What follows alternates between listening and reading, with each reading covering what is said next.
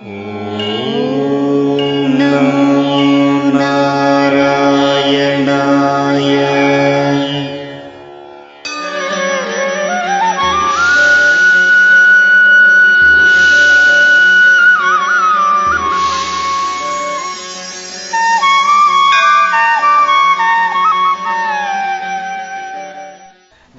ஊரோட பேர் நென்மேலி.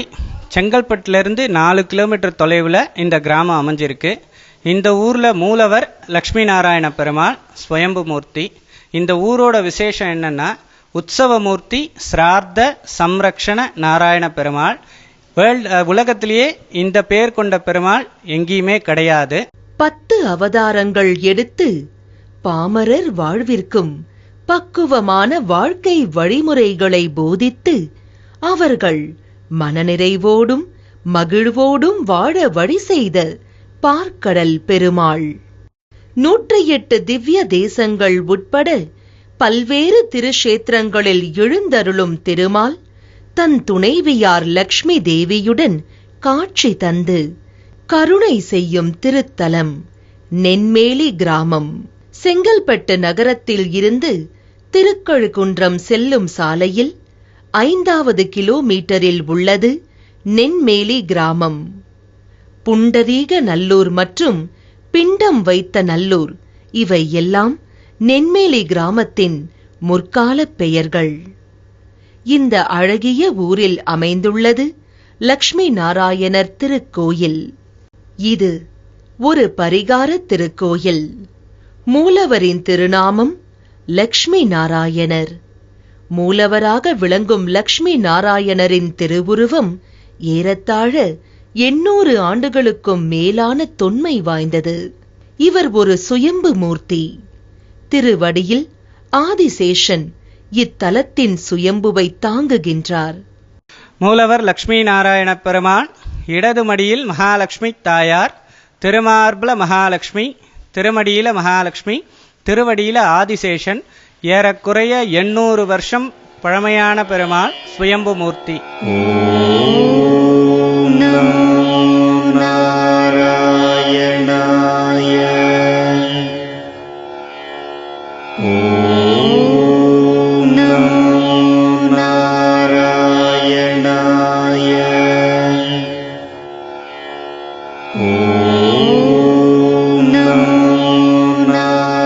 உற்சவரின் திருநாமம் ஸ்ரார்த்த சம்ரக்ஷண நாராயணர்.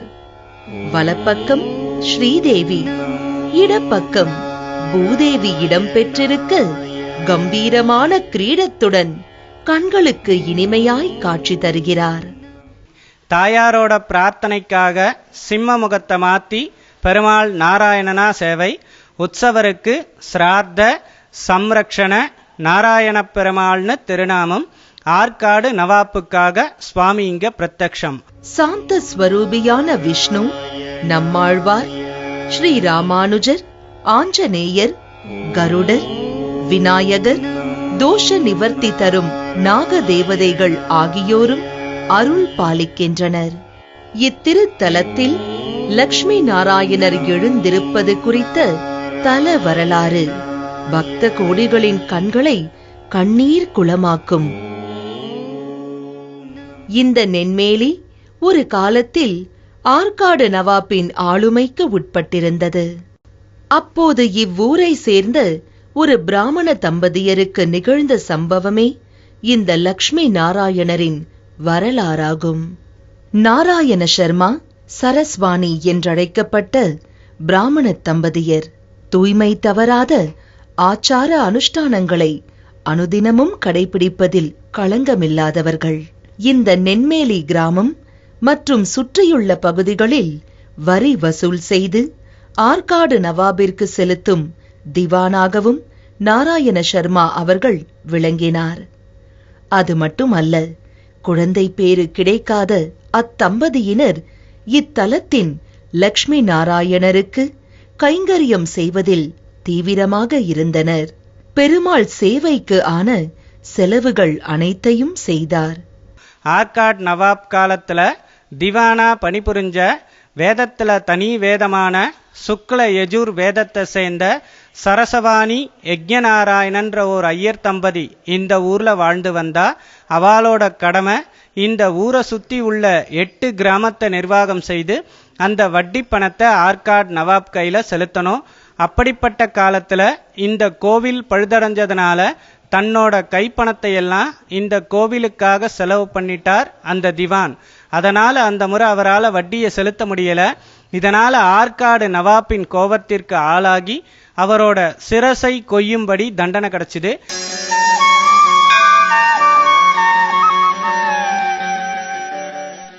இதனால் ஆற்காடு நவாபிற்கு செலுத்த வேண்டிய தொகையை செலுத்த இயலாமல் போனது.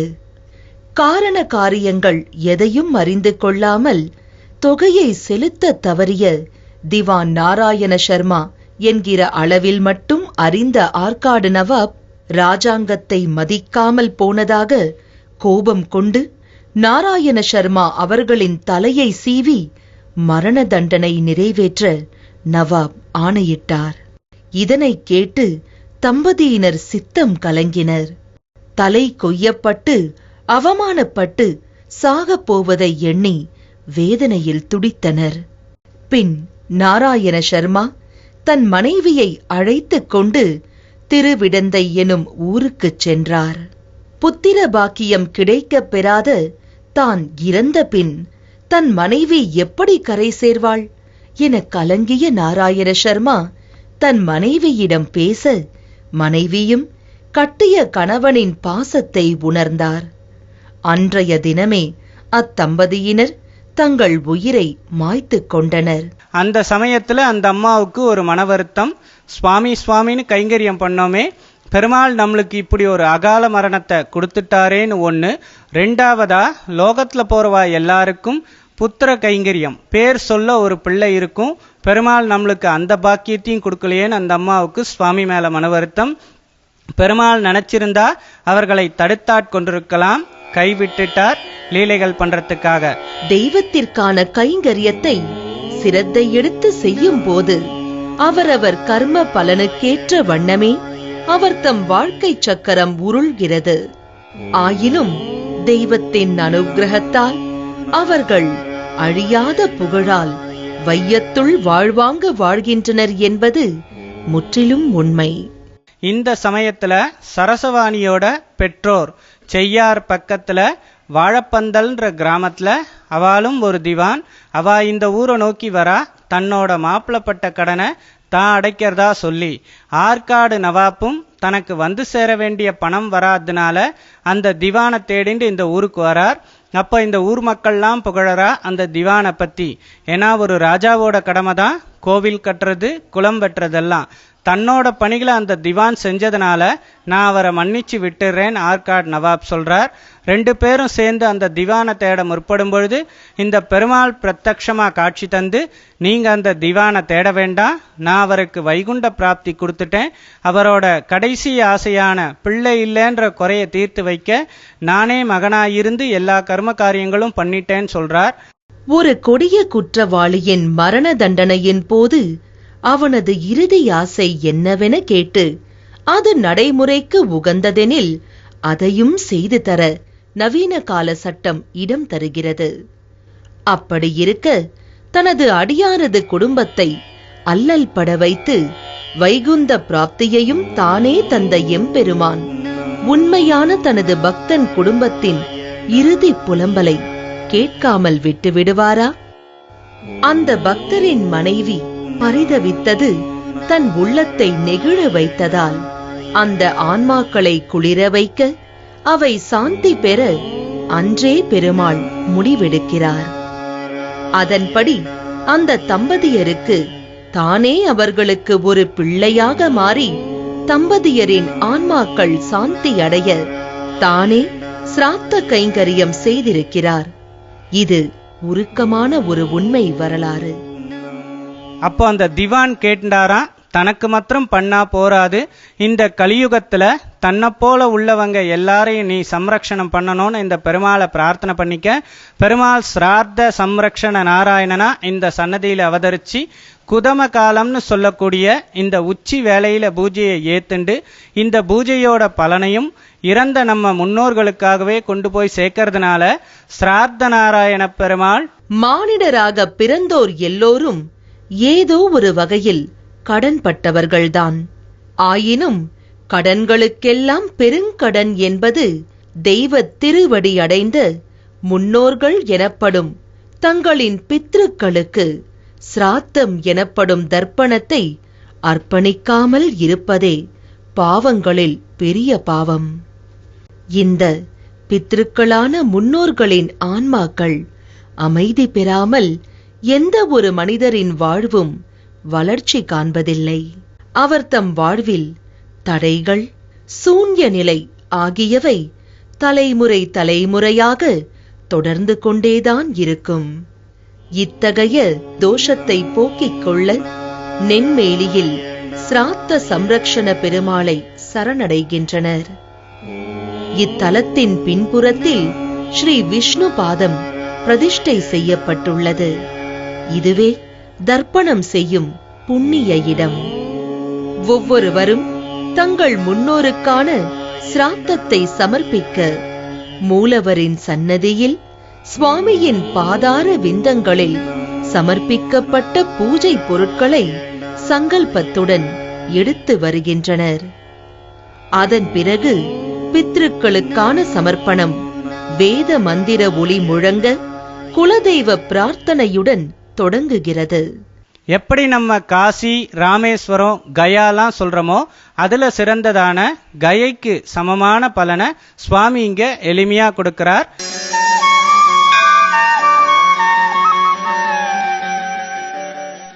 பித்ருக்களின் திதி தெரிந்தவர்கள், பித்ருக்களின் திதி நாள் தெரியாமல் இருப்பவர்கள், விபத்து, தற்கொலை போன்ற அகால மரணங்கள் ஏற்பட்டிருக்கும் ஆன்மாக்களின் இரத்த பந்தமானவர்கள் அவர் தம் முன்னோர்களின் ஆன்மாக்கள் அமைதி பெறவும் மனமுருகி பிரார்த்திக்கின்றனர்.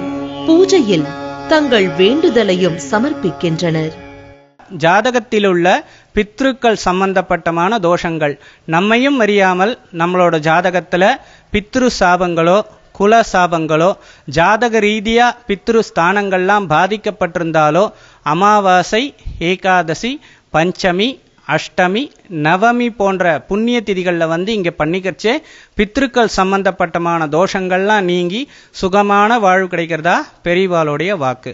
சிராத்தத்திற்கான பொருட்கள் அனைத்தும் திதி கொடுக்க வருபவர்களாலேயே அவர்கள் சக்திக்கேற்ப எடுத்து வரப்படுகிறது. சிலர் காய்கறிகள் உள்ளிட்டவைகளையும் கொண்டு வந்து படைக்கின்றனர். இப்பொருட்கள் மறுநாள் நண்பகலில் சமைக்கப்பட்டு அங்கு சிராத்தத்திற்கு வருபவர்களுக்கு ஆகாரமாக ஆக்கப்படுகிறது. இந்த சிராத்த பூஜையானது நண்பகல், அதாவது பகல் நேரத்தின் உச்சி பொழுதில்தான் நடைபெறுகிறது. உச்சி பொழுதிற்கு பிறகு சிராத்தம் செய்யப்படுவதில்லை. பெருமாளே பிள்ளையாக மாறி சிராத்தம் செய்த தலம் என்பதால் பித்ருக்கடன் செலுத்த ஆண் பிள்ளைகள் இல்லாமல் பெண் குழந்தைகளை மட்டும் பெற்றெடுத்த தம்பதியர்களுக்கும் இங்கு சிராத்தம் செய்யப்படுகிறது. அதுவும் அவர் தம் பெண் மக்களாலேயே. தமிழக திருத்தலங்களில் வேறெங்கும் இல்லாத புரட்சி மரபு. அதற்கப்புறம் சன்னதியில அவங்க எல்லாரையும் உட்கார வச்சு அவங்க கையில மஞ்சக்ஷதை கொடுத்து அவங்களுடைய கோத்திரம் நட்சத்திரம் சங்கல்பம் வாங்குவோம். அதை எடுத்துன்னு போய் பெருமாள் கையில கொடுத்து நமக்கு அவரை எஜமானா பிரார்த்தனை பண்ணி அவருக்கு சகல உபச்சாரம் பண்ணி பூஜையை முடித்து பூஜையினோட முடிவுல வேத மந்திரத்தினால திருமார்புல சந்தனம் சாத்தி தயிர் சாதம் பிரண்டையும் எள்ளும் கலந்து வச்ச தொகையல் வச்சு பெருமாளுக்கு நிவேதனமா படைத்து அதை மூன்றா பிரித்து ஒரு பகுதியை சுவாமி தன்னோட கையால் நம்முடைய மூதாதையருக்காக கோவிலினோட வடபகுதியில பிண்டமா சேர்க்கறதாகவும் ஒரு பகுதியை இங்க ஊர்ல இருக்கவங்களுக்கு அன்னதானமா கொடுக்கிறோம், ஒரு பகுதியை தர்ப்பணம் பண்ணிட்ட கர்த்தாக்களுக்கு சாப்பிட ஆகாரமா கொடுக்கிறோம். இந்த சிராத்த நிகழ்ச்சி நடந்தேறிய பின் அவ்வாறு செய்தவர்கள் அனைவரும் உற்சவர் சிராத்த சம்ரக்ஷண பெருமாள் முன் அமர வைக்கப்படுகின்றனர். அங்கும் சங்கல்பம் செய்யப்படுகிறது. இந்த பூஜைக்கு சிராத்த சம்ரக்ஷண பூஜைன்னு பெயர். இதனால் பலன் என்னன்னா, ஒவ்வொருத்தரும் இறந்த முன்னோர்களுக்கு அவங்க வீட்டில் ஹோமத்தோட திதி கொடுத்தாகணும். அதை சரிவர பண்ண முடியலனாலோ, தவற விட்டிருந்தாலோ, இல்லை சிறப்பாக பண்ணணும்னு ஆசைப்பட்டாலோ இந்த சன்னதியில் தர்ப்பணம் பண்ணி சங்கல்பம் பண்ணிண்டா அன்றைய தினம் கயால போய் பருவன ஹோமத்தோட ஒரு திதி கொடுத்தா என்ன பலன் கிடைக்குமோ அந்த பலனை சுவாமி இங்க இந்த பூஜை மூலியமா எளிமையா கொடுக்கிறார். ரெண்டாவதா, நேர்கர்த்தா என்று சொல்லக்கூடிய ஆண் வாரிசு இல்லாமல் யாராவது இறந்திருந்தால், குடும்பத்தில் அகால மரணங்கள் துர்மரணங்கள்லாம் சம்பவிச்சிருந்தா அவர்களுக்காக பெண்களே இங்கே உட்காந்து தர்ப்பணம் பண்ணலாம். வேற எந்த புண்ணிய கஷேத்திரங்கள்லையும் பெண்கள் கையால பண்ண முடியாது. பின் குருக்கள் இந்த தல வரலாற்றை உள்ளம் உருகும் வண்ணம் கூறுகின்றார். அல்லல் பட்டு அவதிப்பட்டு வாழ வழி கிடையாதா இனியும் இப்பூ உலகில் என ஏக்கத்துடன் வரும் நபர்கள் இத்திருத்தல வரலாற்றை கேட்கும் கணத்திலேயே அவர்கள் பாவங்கள் அனைத்தையும் சிராத்த சம்ரக்ஷண நாராயணர் மன்னிக்கின்றார். அவர்கள் உள்ளத்தில் நம்பிக்கை தீபத்தை ஏற்றுகின்றார். திருத்தல வரலாற்றை கூறி முடித்த பின் பெருமாளை போற்றி வேத மந்திர ஒளிகளுடன் ஆராதனை தொடங்குகிறது.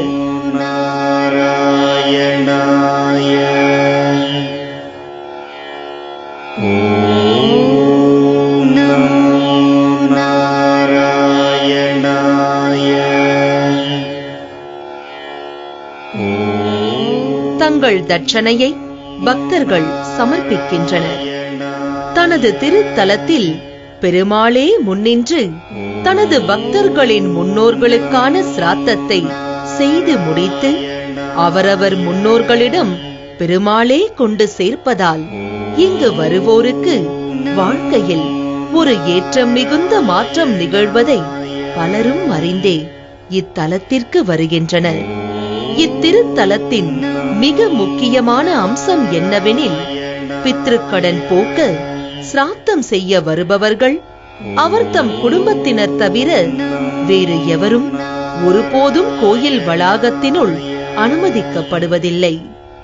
பூ, பூமாலை உள்ளிட்ட பூஜைக்கான பொருட்களை கூட யதார்த்தமாக தரிசிக்க வரும் பக்தர்களிடம் ஏற்பதில்லை. இது கட்டாய மரபாகவே இங்கு கடைபிடிக்கப்படுகிறது. பரிகாரத்திற்கான பிரத்யேகமான ஒரு திருத்தலம் செங்கல்பட்டில் இருந்து திருக்கழுகுன்றம் செல்லும் சாலையில் நெம்மேலி கிராமத்தில் எழுந்தருளும் லக்ஷ்மி நாராயணர் கோயில். இந்த கோவில்ல மகாவிஷ்ணுவே உங்களுக்கு மகனா இருந்து இந்த கர்ம காரியங்கள்லாம் பண்ணி கொடுக்கிறார். உங்க முன்னோர்களை திருப்திப்படுத்தி உங்களோட தோஷத்தை நிவர்த்தி செய்து உங்களுக்கு நல்வாழ்வையும் செய்து கொடுக்கிறார்.